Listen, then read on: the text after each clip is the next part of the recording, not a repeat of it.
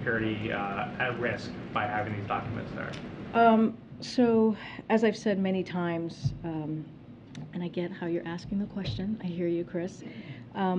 We're just not going to comment on the investigation, anything, any underlying pieces of the investigation, any content of the investigation. This is an ongoing, as you all know, investigation that the Department of Justice, an independent investigation that the Department of Justice is doing. We are not going to politically interfere. We are not going to comment on anything connected to the investigation, and we're just going to keep it there. Sure, but not the investigation, not the legal process, the FBI, but as the president's role as commander-in-chief, overseeing national security. You have top secret documents, some potentially involving human sources there. Is that something that the president's keeping tabs on, or that's part of his intelligence briefings? So, as far as top secret materials or classified materials, look, the president has said he believes, he said this very recently, in the importance of properly handling classified materials.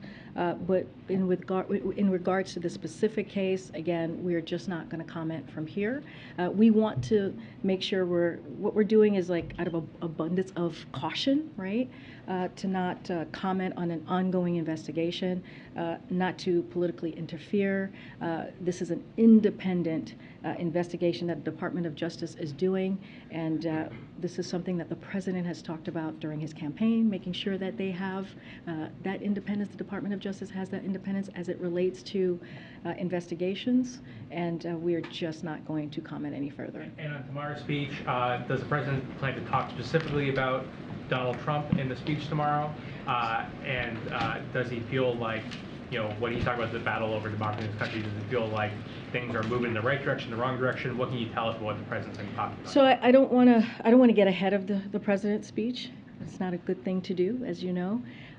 But the president thinks that there is an extremist threat to our democracy.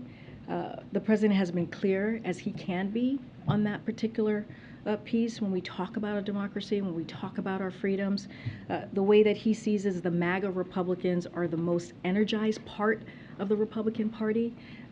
This is an extreme threat to our democracy, to our freedom, to our rights. They just don't respect the rule of law. You've heard that from the president, and they are pursuing an agenda that takes away people's rights. So, which is what the president said last week on Thursday. You all heard him. This is what the president said yesterday, and that's what he's going to continue to say. And here's the thing: the president's not going to shy away to call out what he clearly sees is happening in this country.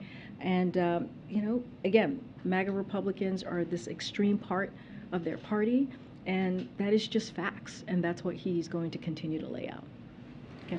On the speech tomorrow, can you explain a little bit the decision to do this as a primetime event? The president takes what he's talking about. Again, not to go into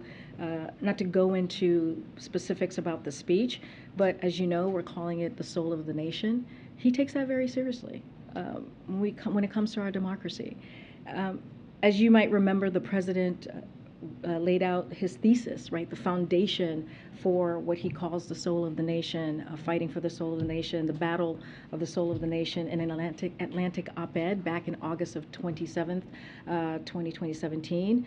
And again, that is the thesis, that is the foundation when you read that article. And that's what he talked about during the campaign. That's what he talked about during his inauguration day. And not only are we fighting for the soul of the nation, but we need to continue to be vigilant. And there's a clear through line if you read that article and you look at what the speeches that he's made. So that article talked about Charlottesville. You think about January 6th. I mentioned inauguration. You think about what we're seeing today. You think about the battle that continues.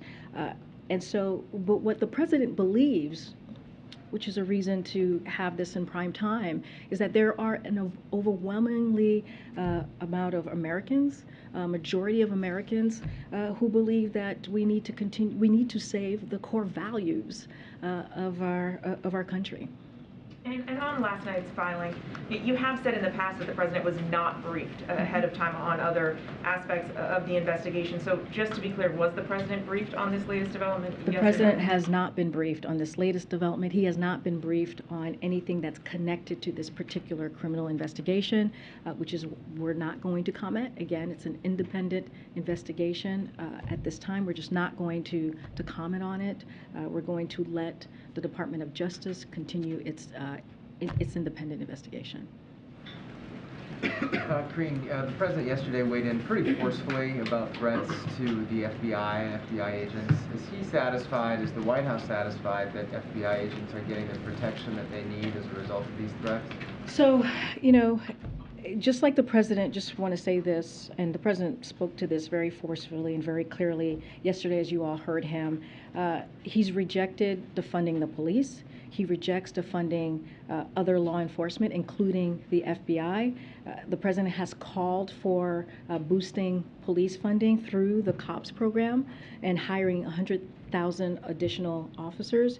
He also included over $10.8 billion for the FBI in the most recent budget. And so the way that he believes this, and we have said, is that the men and women who bravely serve in law enforcement to keep us safe, to keep our communities safe, to keep our country safe, deserve the resources and support they need to do their jobs and not seeing their budget slashed. So he has provided additional funding, and he wants to make sure that they are kept safe. I cannot speak to what, specifically what they're seeing and how, what they're seeing at the FBI. I would refer you to them specifically on what potential, what's coming in as far as their protection. But clearly this is something that's important for the president, which is why he's included in his budget. Okay, on a separate topic, what additional assistance is the White House planning for Ukraine, and will you need congressional approval for funding that additional package? So as you know, $40 billion was approved by Congress, which in a bipartisan way of assistance not too long ago. We announced, under this president leadership, we've provided unprecedented amount, about $13.5 billion in security assistance. And the assistance that most recently was announced last week, I believe, will begin in the next several months and continue over the coming years. It's intended to support Ukraine's defense capabilities for the long term. So you've already seen our commitment to Ukraine for the long term as it's related to what we announced last week, which is about $3 billion, which was the largest once tranche that we've announced. And, we're going to continue to meet both the urgent and the long-term needs, and that's what you saw from the most recent announcement. Look, just that announcement and the announcement prior to that, it's about 19 presidential drawdown of security assistance. That was the one before the $3 billion. That was the one before the $3 billion was the presidential drawdown. That was the 19th. So you have seen consistent support for Ukraine. We have always said we have been incredibly impressed by their bravery and what they've been able to do to fight for their freedom, to fight for their democracy, and that's important for folks to know. This has been a bipartisan effort, and all because of an unprovoked, brutal war that was started by the Kremlin. So you're going to continue to see those efforts, and we are in daily conversation with the Ukrainian government on what else their needs might be. And lastly, will the U.S. send a representative to Mikhail Gorbachev's funeral or do anything else to commemorate his death? So I don't have anything to preview or to announce at this time on that piece. Okay. Just back to yesterday's speech from the president, he obviously was critical of some senior lawmakers, he said, for saying things to the effect of, if such and such happens, there will be blood in the street. He was obviously also very clear that any threats, attacks on the FBI, law enforcement agents, that those were not acceptable. Given all of that, I'm just wondering whether the president would be open to having direct conversations with some senior lawmakers, some of whom he has known for many years, to tell them to cut it out. So I don't have any calls to preview or any conversation on this specific subject. As you know, we try to keep our conversations with lawmakers private, and so nothing there to preview or to add.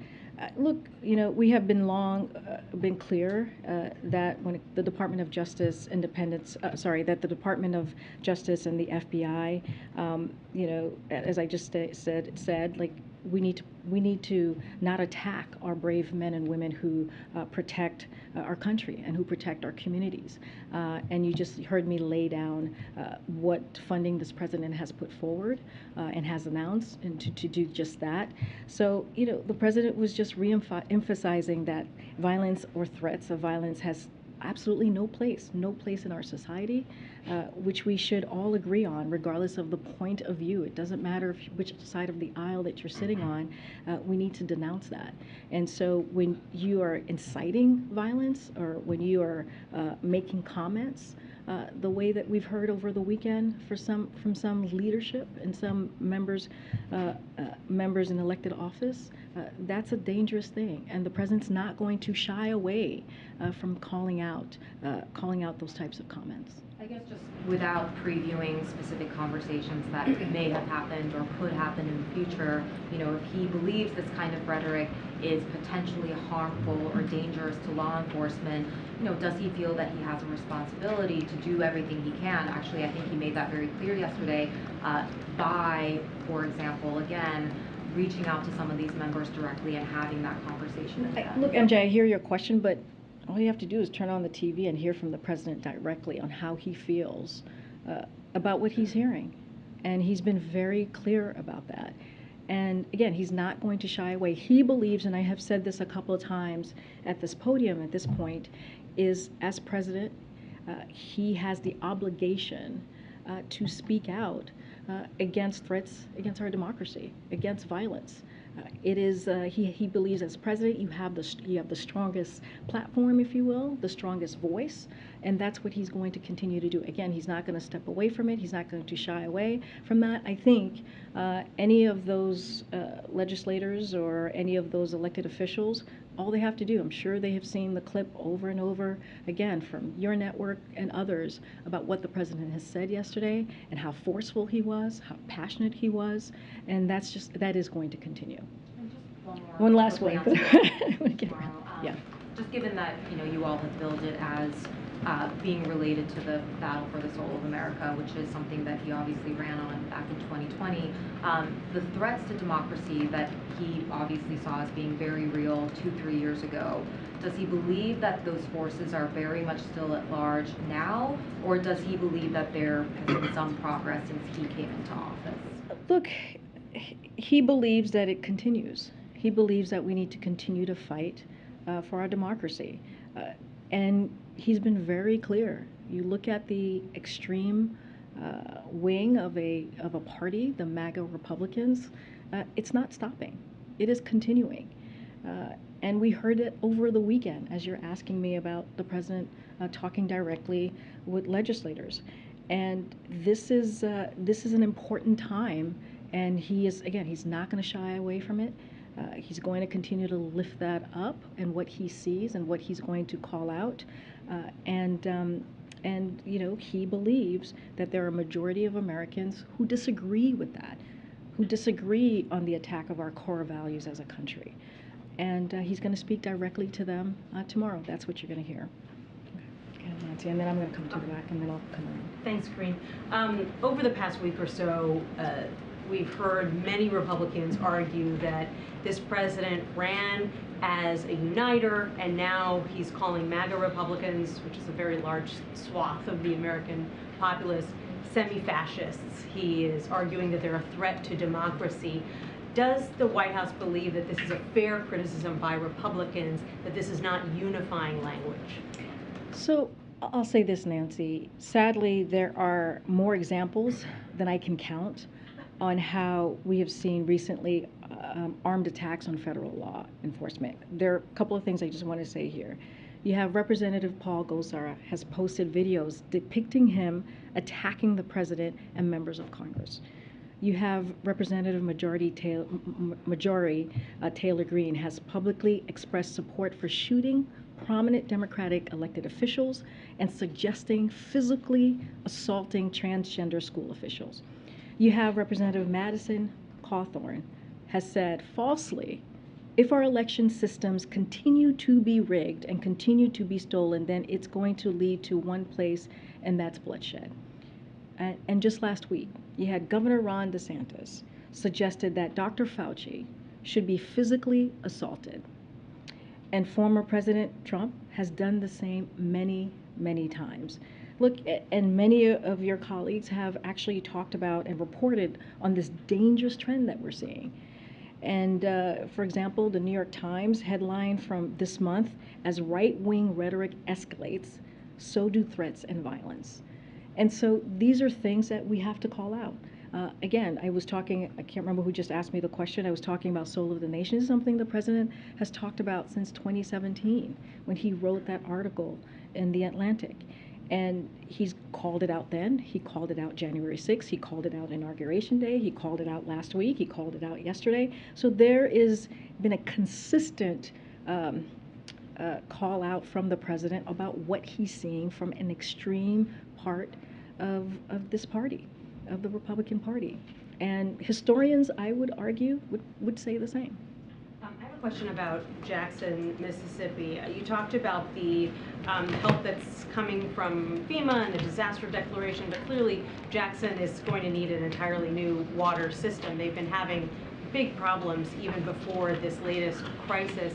What kinds of federal resources are being dedicated, can be dedicated to what could be a $1 billion price tag to provide Jackson with an entirely new water system? So a couple of things. As we said, the administration is committed to helping the people of Mississippi during this urgent time of need. And so we're going to prioritize that and making the long-term infrastructure investment needed to ensure all Americans just across have access across the country, but clearly in the state have access to clean water. So that is something that we're committed, that long-term need.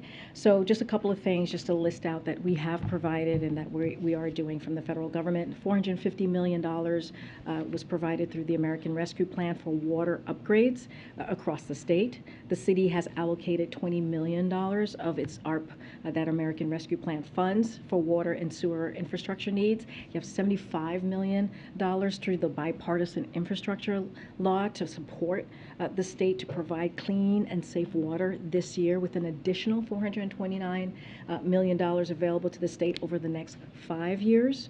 There is $30.9 million through the EPA's revolving loan funds for treatment and distribution system improvements for Jackson, Mississippi specifically.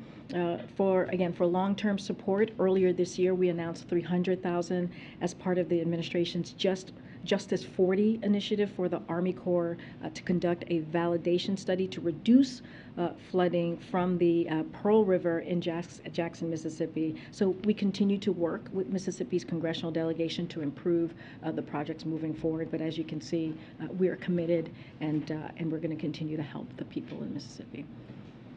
I'm going to go to the back, and then I'll come back up. Go ahead. Thank you, Karine. On Iran, the EU's foreign policy chief said this morning that he expects a deal in the coming days. Is this also your assessment, and is this maybe the reason why the president had a call with Israeli Prime Minister Lapid today? So let me give you a little bit about Lapid. We'll have a readout momentarily on that. So the president spoke with the. Oh, is that right? Okay, there we go. You guys are ahead of the game. I think I'm thinking about something else. Okay. The president spoke with Prime Minister Lapid this morning to consult on global and regional security challenges, including threats posed by Iran and Iran-backed proxies.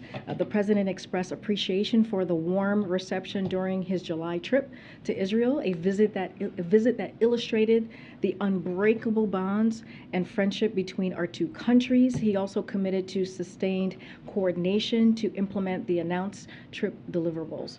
the president further emphasized the importance of concluding the maritime boundary negotiations between Israel and Lebanon in the coming weeks. As it relates to the EU, and look, we have said many times from here, we're just not going to negotiate in public. As you know, last week we conveyed our feedback about Iran's comments on the EU's proposal directly to the EU, and so we're not going to say more than that. We're not going to negotiate from here, and we're not going to go into details on contents or our response. So we're going to keep it there. Okay. Yeah, so the International Energy Agency summer report shows that the Russian revenue from oil exports increased 40% from last year. It seems that the sanctions are not cutting off revenue to the Russian president. So this is exactly why I think you've heard us say this before. President Biden and the G7 leaders have directed relevant members of their team to explore mechanism to set a global price cap. You heard us talk about that when the president was in Europe, most recently in Germany. And this would be for Russian oil and starving Putin of his main source of cash and forcing down the price of Russian oil to help blunt the impact of Putin's war on the pump. So it will be discussed further this week at the G7 finance ministers meeting. This is happening on Friday. The U.S. has already taken strong action on action to ban Russia oil, and U.S. allies have announced plans to wind down their own imports of Russian oil. But again, Putin, as you've heard us say, has continued to try to find new markets for Russian oil. This is the most effective way, we believe, to hit hard at Putin's revenue, and doing so will result in not only a drop in Putin's oil revenue, but also global energy prices as well. Well, why not signal a policy change for long-term support to open oil production here in the U.S. or natural gas pipelines here in the U.S. to undercut the Russian supply of oil on the global market? I mean, look, we think that working with our allies and making this announcement, this price cap on Russian oil, is going to be very effective.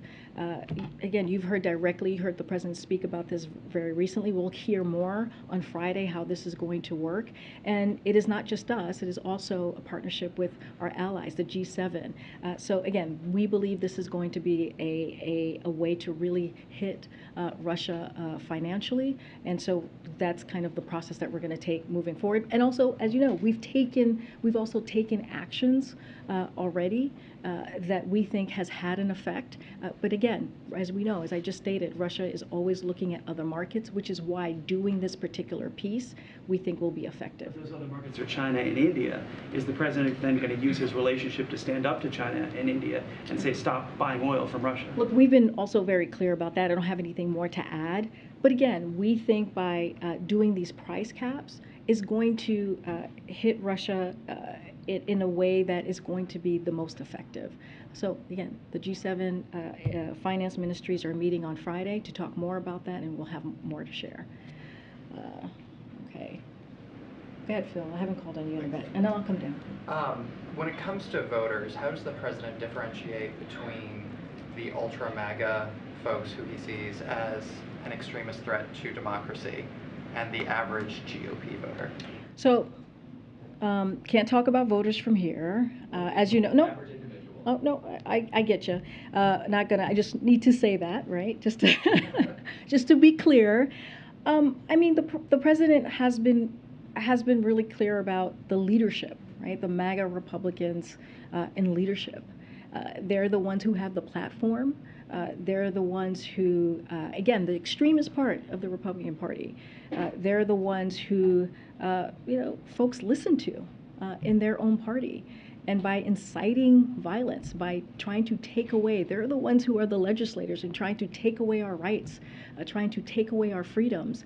And that's who the president is speaking to, right? He's being very targeted in that way and calling that out and saying, we can't allow our democracy to be attacked in this way. And they have a responsibility, right? They have a responsibility in how they're doing their business on behalf of their constituents. So for folks sitting at home, when the president is talking about preserving the soul of the nation and his threats to democracy, he's not referring to those individuals. He's talking about Republican leadership. Well, Let me be very clear. It's not just Republican leadership. It's not just that blanket, right? He is talking about an extreme portion, an extreme part of the party. He's been very, very clear about that. He was just in Maryland, as you all know, and he talked about Governor Larry Hogan and talked about how he is a conservative Republican who is not in that bucket, right? He was very clear, and he was very purposeful in saying that and being respectful to conservative Republican who are not part of that extreme. So again, want to be very clear here. This is not a blanket statement.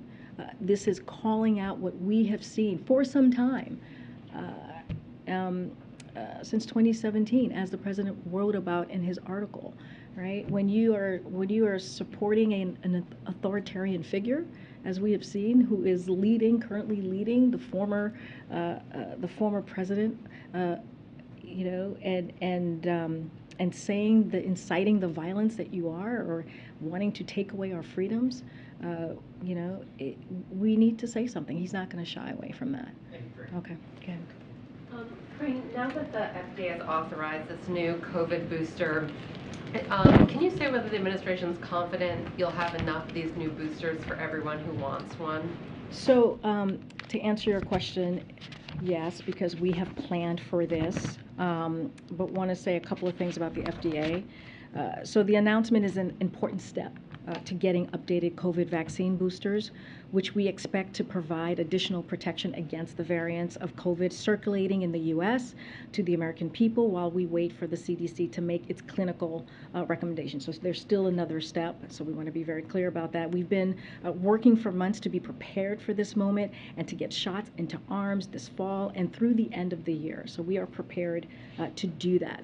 So with FDA's authorization, doses can be shipped now to tens of thousands of sites nationwide, and shots in arms can start as soon as possible after CDC issues its recommendation later this week. All states have ordered doses already, so there has been some orders that have been done. And to make sure vaccines get to communities quickly, primary care providers at community health centers and rural health clinics across the country are able to order vaccine directly from federal government, and long-term care pharmacy networks can also order vaccine directly. And as we work to ensure that our highest risks Americans get protected. Teams have already started the process of packing and shipping doses across the country, and pending, again, CDC action, we expect shots in arms to begin in earnest starting after Labor Day weekend. We've been working with providers, clinicians, local health departments, and other critical groups to vaccinate for vaccination efforts, and we've been doing all of this preparation despite the lack of funding from Congress, but we have been prepared for this particular moment to make sure that we get shots in arms. So even given that lack of funding, you feel you'll have the supply, you'll be able to get enough doses to get to everybody who wants one? Yeah, so again, despite the Congress failing to provide us with funding that would have bolstered our campaign, clearly, we're not, that would have happened. We've been preparing by working closely again with local departments, clinicians, and other groups. Look, we're still leveraging a comprehensive public education program, as I've just stated. But look, the bottom line is, despite a failure by Congress to act, as we've been asking, as you know, for the past several months, we've prepared with resources so we can meet the moment with these boosters. And if I could just follow up real quick on the student loan announcement from last week. We've been hearing from some loan servicers and advocacy groups who are concerned that there's not going to be enough time in this 4-month period to get everybody's applications processed and their balances adjusted before repayment starts. I guess, could you kind of respond to that concern? And then is there anything the White House could do, maybe extend the pause if all those balances haven't been adjusted by January 1st? So just want to reiterate that this is a priority for the president. This is a priority for the Secretary of Education. You've heard them both say that.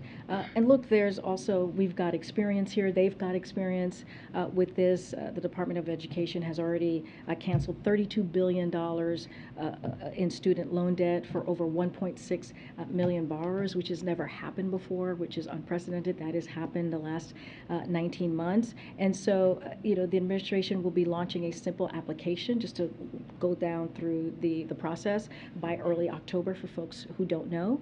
If you would like to be notified when the application is open, you can go to the studentaid.gov to sign up for notifications. Once a borrower completes the application, they can expect relief within 4 to 6 weeks. That's what we have determined. Borrowers are advised to apply before November 15, so there is a deadline there in order to receive relief before the payment pause expires on December 31st. As you all know, of this year, the Department of Education will continue to process applications as they are received, even after the pause expires on December 31st. But again, we are encouraging people to do it before November 15th.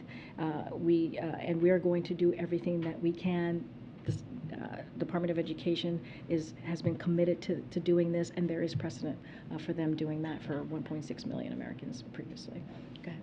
Great. On the speech tomorrow, will the president be outlining any new policies or proposals designed to safeguard democracy, protect voting rights? So I'm not going to go into details into his speech. I will not get ahead of the president. I talked a little bit about the soul of the nation, of what he's talked about before, and I'm just not going to get into further details of the speech itself. Mississippi, does the president have any plans, or is there any discussion about him going down there to personally meet with people who are affected by this? Nothing to read out or preview about a trip to Mississippi at this time. Will he speak to the governor personally? As I stated, the FEMA administrator spoke to the governor, I believe, last night. The president this morning spoke to the mayor, as you all know, and we're just going to be in close touch from our administration to theirs, to local governments, local folks as well, to make sure that they have the need, that they have the resources that they need.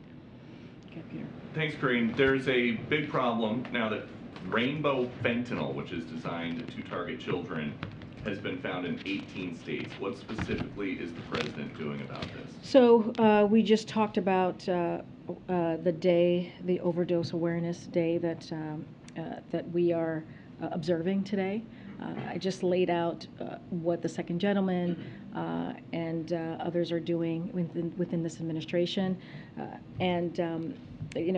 we are going to continue to focus on the steps that we're taking, that we have taken. You have the $80 million that DHS just announced today on drug prevention, and the president has taken many steps. He's made this a priority to make sure that we attack a very dangerous drugs, serious drugs in this country. But 300 overdoses a day now. We know how the fentanyl is coming into the country. It's coming right across the southern border.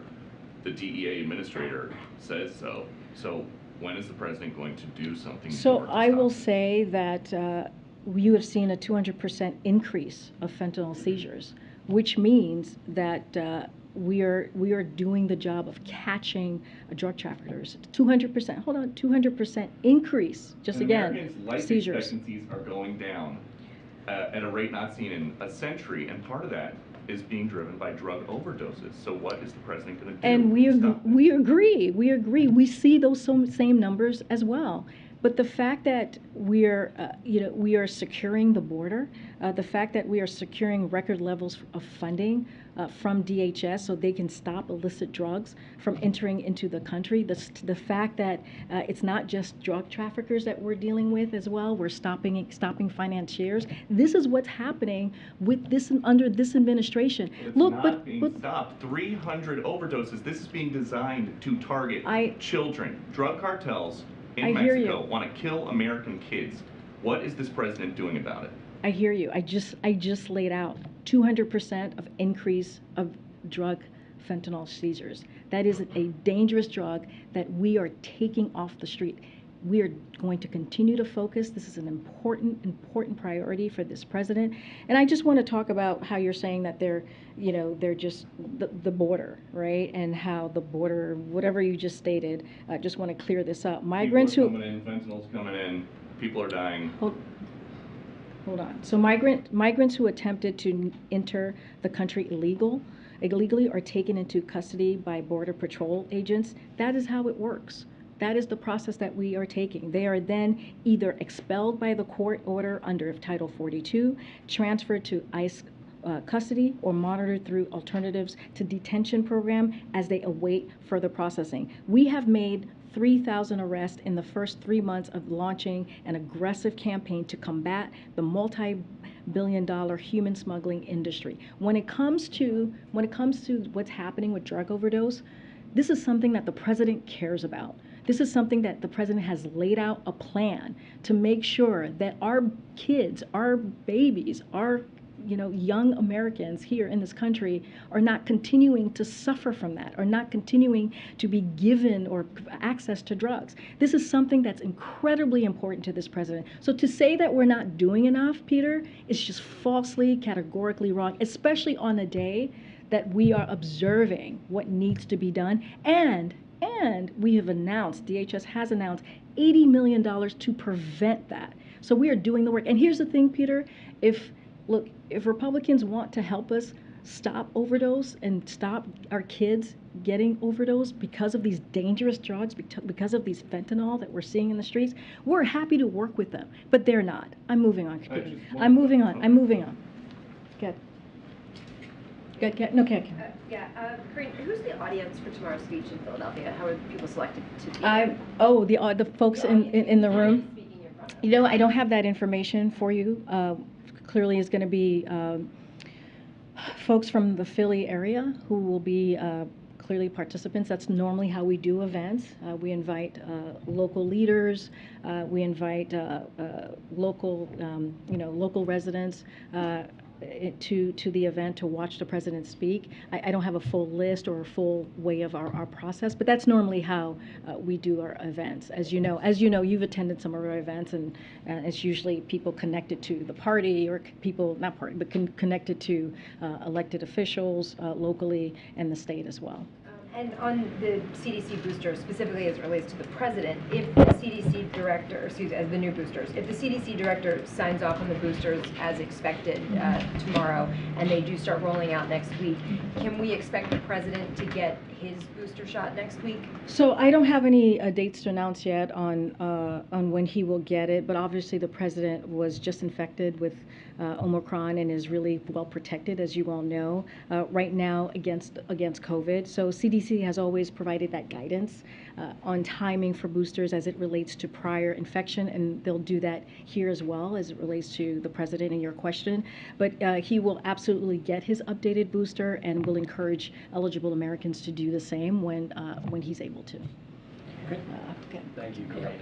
Just on Jackson again, just to follow up, I know you've been asked a couple times about it, but in a January speech, the president singled out Jackson, Mississippi, as well as Flint, as two communities that could be benefited from the infrastructure package, and specifically mentioned their water system. Does the administration still believe that Jackson, through the infrastructure package, can receive the funds that it needs to actually fully replace its water system? And just a follow-up to that is, what is the timeline? I know the money's on the way. You guys have released statements saying the funding is on the way, but what is the timeline for residents on the ground to actually start feeling the impact of that infrastructure package funding? So the impact, when it comes to them getting, the residents getting their water back, clearly we want that timeline to happen as soon as possible. And so that is our hope, sooner rather than later. And so we're going to continue, we're committed to work with the people of Jackson and the state of Mississippi during this urgent time of need, as we just said, on making that happen, because that's imperative and important for people to have clean water and running water. Look, I just listed out a number of items from the American Rescue Plan, $450 million. 20 million of that was given to the city, and that was through the American Rescue Plan, and that was for water and sewer infrastructure needs. So already that funding was given to the city to deal with that imperative, that really important need. 75 million, as we talk about the bipartisan infrastructure law, 75 million was given to support the state to provide clean and safe water for this year. And so with an additional $429 million available to the state over the next 5 years. So you see that long-term commitment that's coming from the bipartisan infrastructure law. And as it relates, another piece of that, which is coming through EPA's revolving loan funds that we see for treatment and distribution system, that we saw $30.9 million going to Jackson specifically. So we are committed. The funds have been provided. We are going to continue to work with the cities, and we're going to continue to work with the state. As you know, Mitch Landrieu is the coordinator for the bipartisan infrastructure law. He is a former mayor, as you all know, from New Orleans and Louisiana, so which is very close to Mississippi. Clearly, he is committed to this. He's traveled around the country, meeting with electeds, meeting with folks on the ground on how things are going and how we can be helpful. As far as a date or a timeline, I don't have that for you, but clearly I just listed out our commitment and where the fundings and the money has gone to the state of Mississippi and Jackson as well. When residents in these communities hear those numbers, they're going to be wondering, why does this keep happening then? So, I mean, has the administration identified any impediments, whether it be the formula-based funding or the actual state process of implementing these funds, that actually prevent the impact from being felt immediately? It's a very good question, and if we were in the community, we would be frustrated as well, which is why the bipartisan infrastructure law, as I just laid out, there's an initial funding and it goes for the next 5 years, right? That is a long-term investment that you are seeing from this administration to the folks in Mississippi and to the people in Jackson. So again, we're going to continue to work with the local elected officials to see what else we can do to be helpful. We are remaining to want to assist the community as they're going through this really tough time. But you have seen the financial commitment. You have seen how the funds for the infrastructure, as you were asking specifically, has been allocated, and not just that, the American Rescue Plan as well. Again, we're going to continue to have that conversation. I just have a quick one. Is there a specific date for when the application opens for student loan relief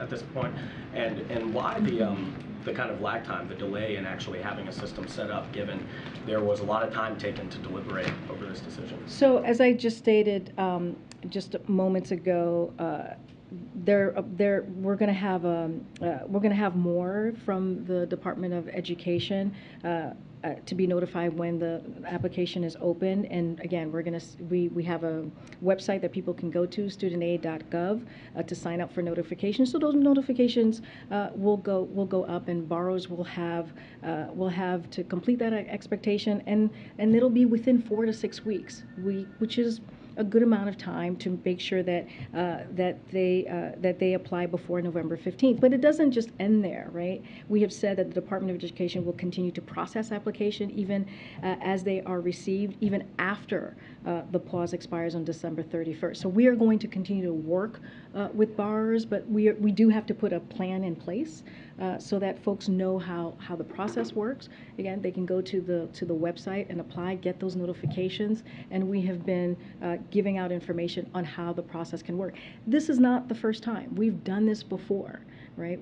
In this administration, that $32 billion in student loan debt that we were able to cancel. So the Department of Education, there's a precedent here. The Department of Education knows how to work this through, and we are committed to make sure that folks get the information and get the need that they get the need. There's no date yet, though.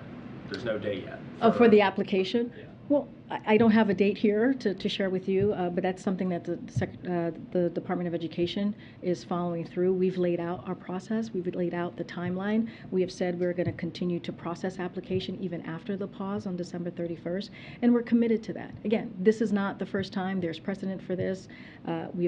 This particular administration, Department of Education, has done this before. I'm going to continue. Go ahead, Jill. Oh, yeah. On the event yesterday in Pennsylvania, the president explicitly campaigned for certain people, and correct me if I'm wrong, but I believe it was an official White House event, not a campaign event. Can you share some context on your thoughts on that? Because he was very explicitly saying, please elect certain people. So The president can say a lot, can go a lot further than I can from here. He does not have, he is not bounded by the Hatch Act the way that we are. And so I'll say that first. I don't have much more to add because I've always, even myself, I try to be very, very careful from here. But again, he is in a different category than we all are here. And I'll just leave it as that. And it was an official event, correct? It was an official event. Tomorrow night will be an official event as well.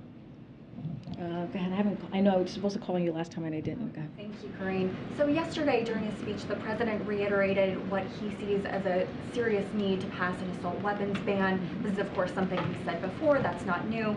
But as he continues to push for this, how does he expect that to happen realistically with the way things are in Congress? And what specifically is he doing, if anything, to help change that? So I'll say this.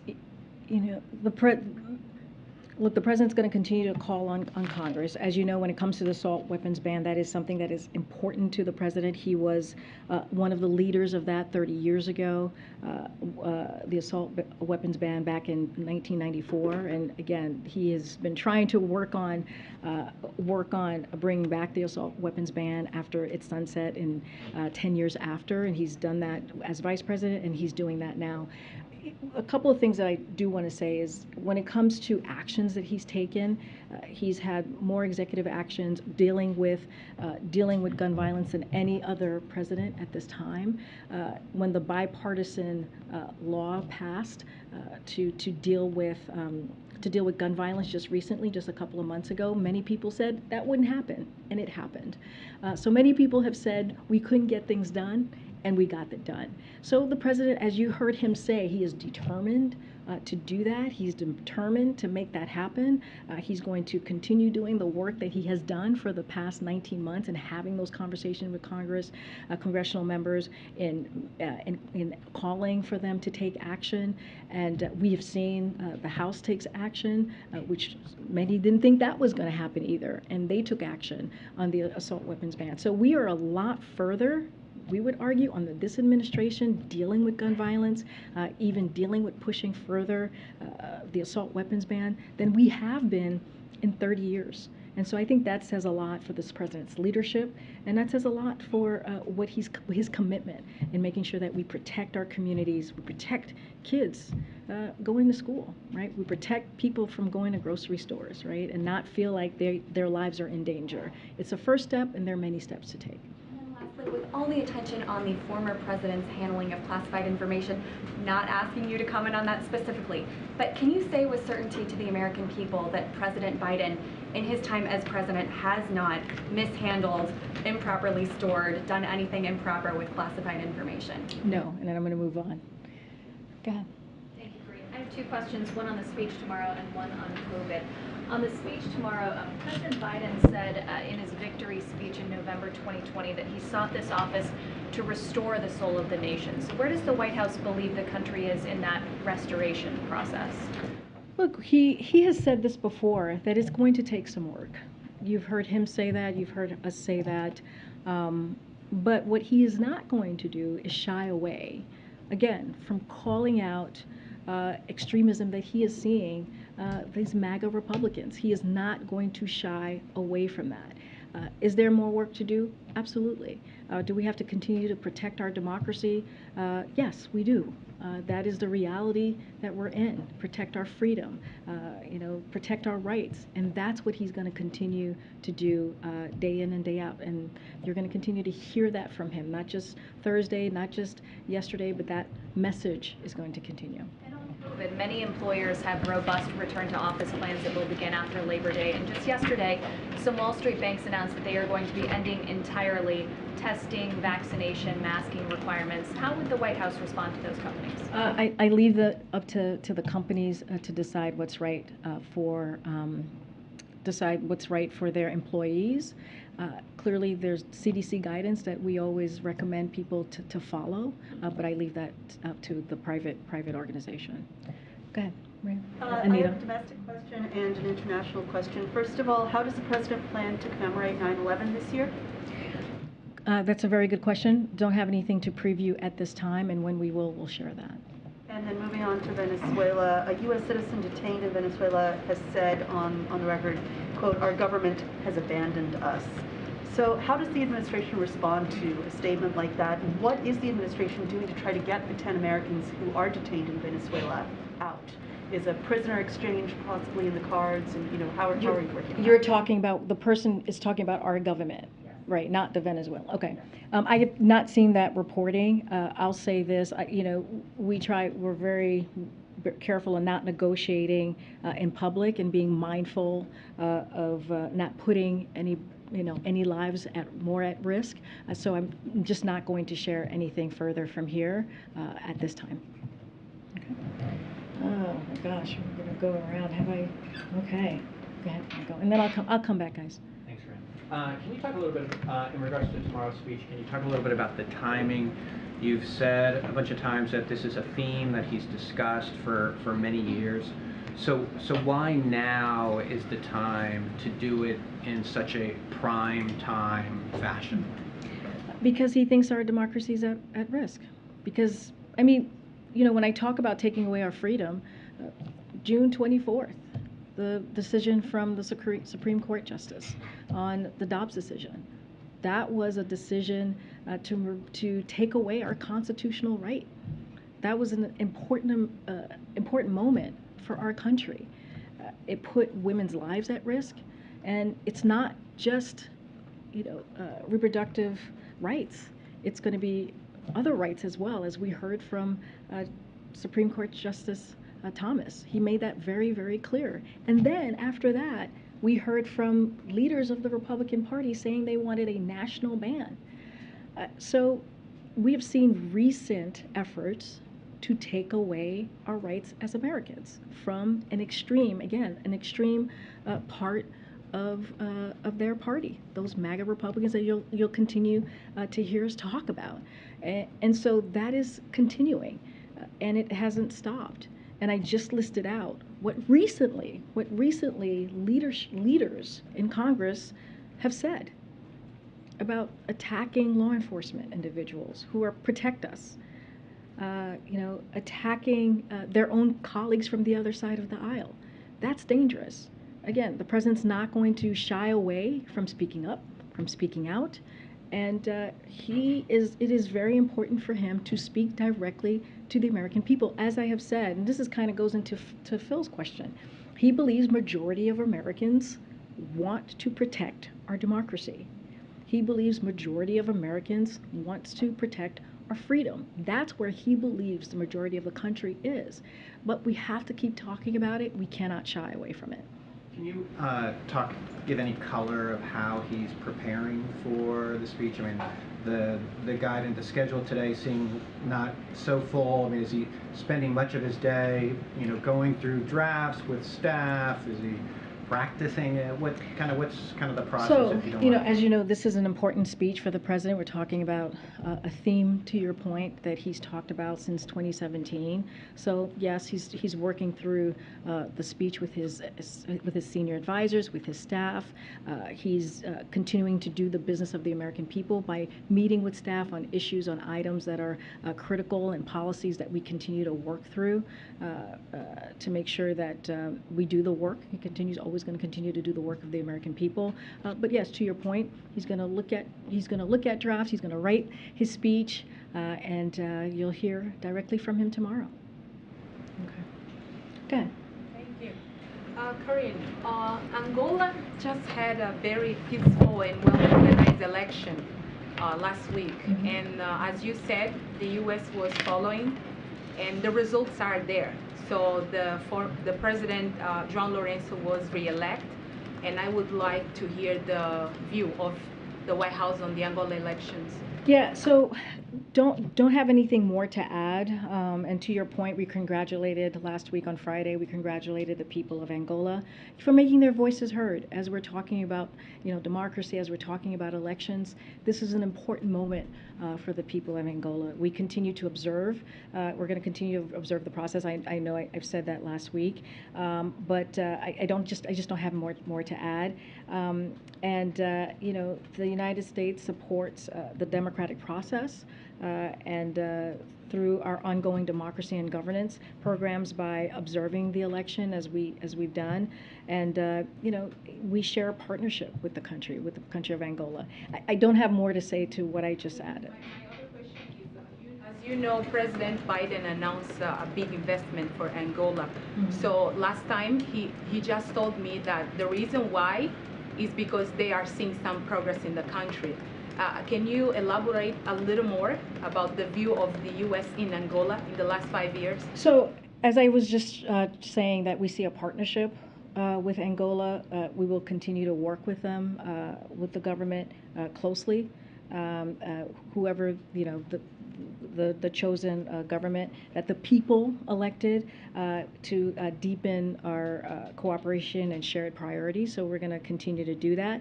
And again, including democracy, as I've been talking about, including economic and investment growth, global health security and public health, and climate and energy goals to create a better future for all Angolians. And that is a commitment that you'll hear, that you have heard. I think that's what the president was saying to you on Friday. And again, we commend the people of Angola for you making their voices heard, and that is important, that we see a democratic process happening there. Okay. Oh, go ahead. I'm sorry, I called you. On the subject of the COVID booster shots, we're now 2.5 years into a pandemic. Lots of people are really tired of thinking about COVID. How will the administration convince people to get yet another booster shot? Look, we have learned, we have a lot of lessons learned from how we started this process very early on in his administration with the comprehensive strategy that we had in getting shots in arms. We know it works. I talked about a little bit about that already, which is working closely with doctors and clinicians, making sure that we're educating folks on the ground on why this is important, why this campaign on getting people this booster to folks, and again, shot in arms.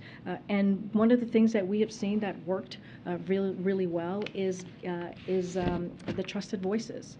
That is also an important thing that we have seen. But just a reminder that before we entered office, less than a third of adults wanted to get a shot, and more than 87% have at least one today. That is the product of the work we've done to reach folks through trusted messengers and build access. Those are two key factors that we cannot forget. First, we're planning a public education campaign, building on lessons we've learned, as I just stated, and focusing on those most at risk. That's always important here. This will include leveraging deep partnerships, as I mentioned, across sectors to meet people where they are. And just as a reminder, to do this, HHS tests messages weekly, surveying at least 1,500 people who are on the fence about getting their booster shot and tracking shifts and trends, and works with trusted messengers to communicate with the public. And so we have a plan, and we're going to ultimately use that plan. We're going to leverage what we know worked before, and we believe this is an important moment for the American people. But again, FDA made the decision. CDC still has to make their decision, so we don't want to get ahead of this. But we are prepared. Orders have already been made, and we're going to make sure that we get those shots in arms. One more. Oh my gosh, who have I not called on in a long time? I've never seen you in the room before. Go ahead. Hi, Sophia with Axios. Okay. Hello. I'll ask about the Hill and White House priorities on the Hill. Democrats have managed to pass the Inflation Reduction Act and CHIPS, among other big bills. Student loan forgiveness is costly. I know the White House has not projected an estimate yet. But many take this to see that, right? Like, there may not be many more priorities that involve Senator Manchin's support. And what do you make of this? And if that's not true, what is the White House priority for the next legislative plan? So Sophia, welcome to the briefing room. Happy to see you. So we're focused on working with members of Congress of both parties, and on government funding bills that would invest in our communities and people reduce costs for working families and help grow our economy from the bottom up and the middle out, as you hear us say. So that's something that's coming up that we'll be very focused on. in this administration and clearly with congressional members. We're working with leadership in both chambers toward an efficient, straightforward September work period. And we know Democratic appropriators have been working hard to prepare for that particular legislative piece, that the government funding bills. And we're going to press ahead with confirmations. Don't forget that. That is also very important, including judicial confirmations, continuing to put well-qualified judges on the bench that are devoted to the rule of law and that represent the diversity of our nation, as you have seen historically done by this administration.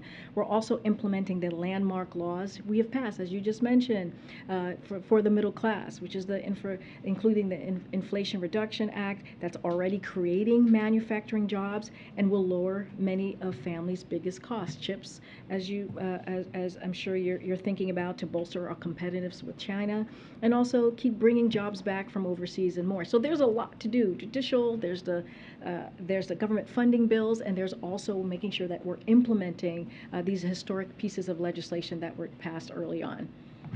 Okay, we gotta go. But I'll be back tomorrow, guys. Thank you, everybody.